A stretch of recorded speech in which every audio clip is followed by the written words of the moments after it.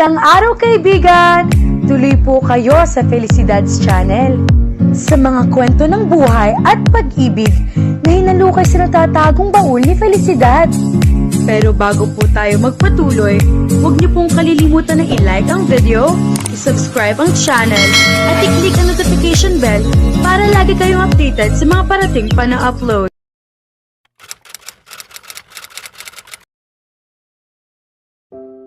Kumain muna kaya tayo sa labas habang pauwi.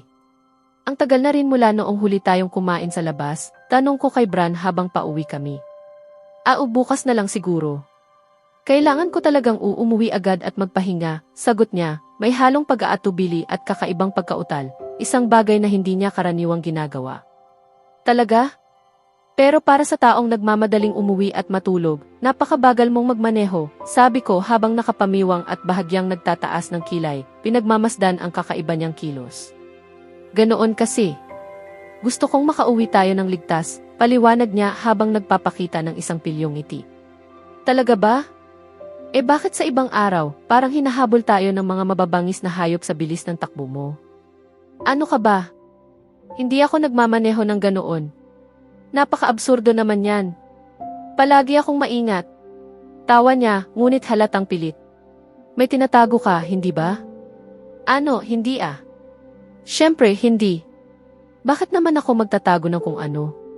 Di mangyayari yon. Mabilis niyang sagot, may kasamang nerbiyosong tawa, habang pasulyap-sulyap sa akin. Sinagot ko lamang iyon ng isang matalim na tingin. Wala lang talaga. Maniwala ka. Bahala ka, kibit balikat ko habang ibinabaling ang tingin sa mga gusaling nagdaraan sa labas ng bintana. Alam kong hindi naman gagawa ng masama si Bran laban sa akin. Ilang minuto ang lumipas nang tumunog ang kanyang telepono. Sinagot niya ang tawag habang nagmamaneho gamit ang isang kamay dahil hindi pa nakasaksak ang kanyang earphones. Tinangka kong isaksak ang mga ito para sa kanya. Ngunit agad niya itong inagaw at siya mismo ang nagkabit, saka binaligtad ang telepono upang hindi ko makita ang caller ID. May kakaiba na talaga sa kanya. Hello, Mara, sabi niya, muling tumatawa ng pilit habang palihim na sumusulyap sa akin. Tapos mo na ba ang proyekto? Sige, ipadala mo na lang sa email ko. Pauwi na ako ngayon. Oo, sige, okay. Sino si Mara? Hindi ko pa siya naririnig kahit kailan. Sino si Mara? Tanong ko matapos niyang ibaba ang tawag. Siya ay katrabaho ko sa departamento. May ipinagawa lang akong proyekto sa kanya na kailangang matapos ngayong araw, paliwanag niya, ngunit ni minsan ay hindi niya ako tinignan sa mata. Bakit ikaw ang nagbibigay ng proyekto? Hindi ka naman ang pinuno ng departamento, sagot ko ng diretsyo. Hindi ko nagugustuhan ang takbo ng usapan at ayaw ko ring mauwi ito sa pagtatalo. Maliit na proyekto lang naman iyon. Walang bigat kaya ibinigay ko sa kanya. Sa kanya, mabilis niyang itinama ang sarili. Sigurado ka? Ayokong makipagtalo sa iyo, sabi ko habang malalim na bumubuntong hininga at ibinababa ang tingin sa aking mga daliring hindi mapakali. Napansin iyon ni Bran. Hoy! Sinabi ko na sa'yo, Sarah. Wala talaga iyon. Kailangan mo lang akong pagkatiwalaan. Hindi ako gagawa ng kahit anong makakasakit sa'yo. Alam mo yan, tulad ng lahat ng bagay tungkol sa akin, sabi niya habang hinahawakan ang aking kamay at marahang hinahalikan ang likod nito, sabay tango na tila nagbibigay ng katiyakan. Pinagkakatiwalaan kita, pero kakaiba ka talaga ngayon. Sobrang kakaiba. Talaga ba? Baka naman mas lalo lang akong gumuwapo ngayon, biro niya na may ngisi. Tigilan mo ang pagmamalabis sa sarili, sabi ko habang kunwaring nasusuka, at pareho kaming natawa.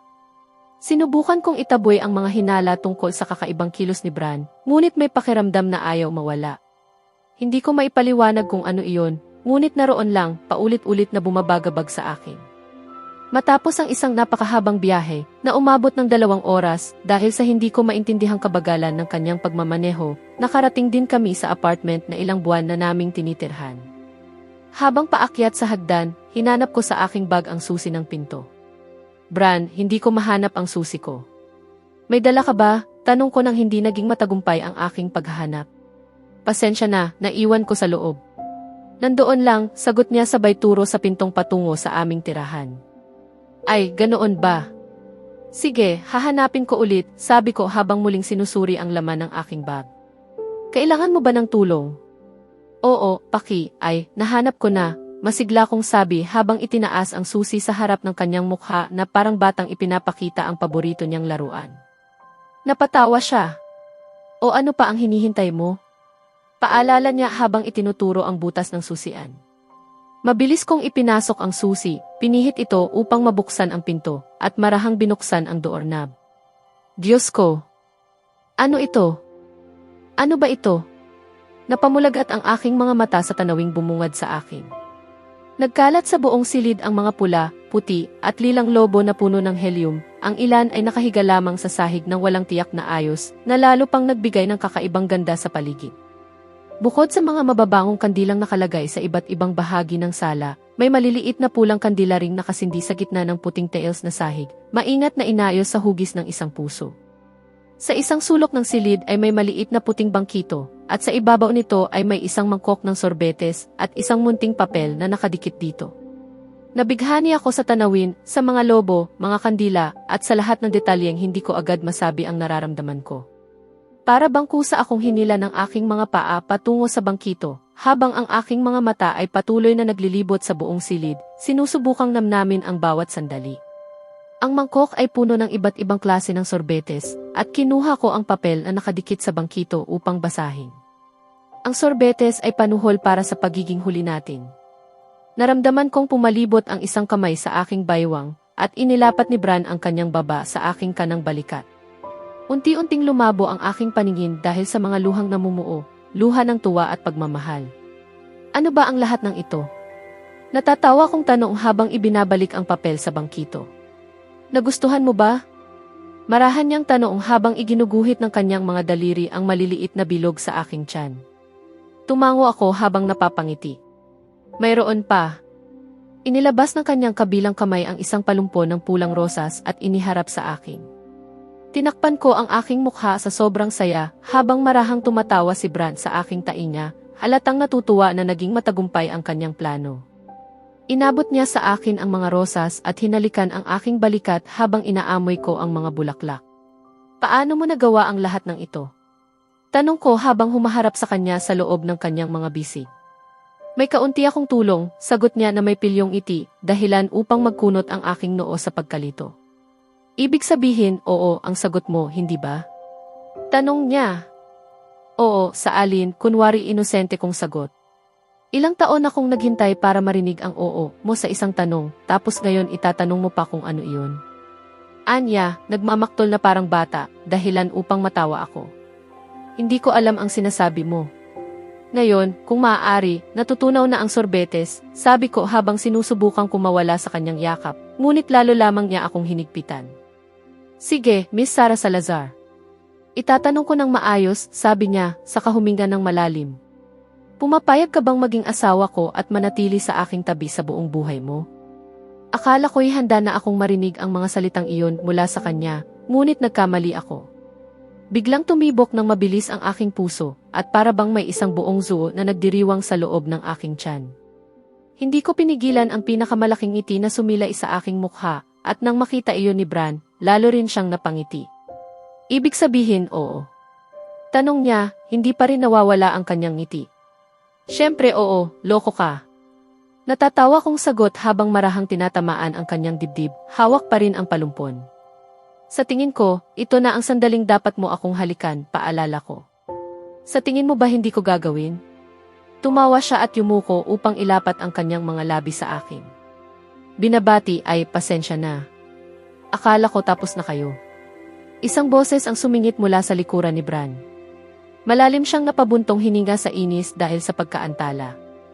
Hindi ko makita kung sino iyon dahil masyado akong mababa upang sumilit sa ibabaw ng kanyang balikat, at nakapwesto pa ang kanyang mga kamay sa magkabilang gilid ng aking baywang, hindi ako hinahayaang gumalaw. Pamilyar ang boses, ngunit imposible namang naroon siya ngayon. Hindi ka ba pwedeng maghintay ng 5 minuto? Inis na sabi ni Bran habang humaharap sa taong iyon at doon ko siya nakita. Zayden? Hi, kumaway siya ng may kaba habang nakangiti. Pero sabi mo bukas ka darating. Gulat kong sabi habang tumakbo upang yakapin siya. Narinig ko si Bran na bumubulong, "Aya na naman, iniwan na naman ako." Sa totoo lang, kahapon pa ako dumating.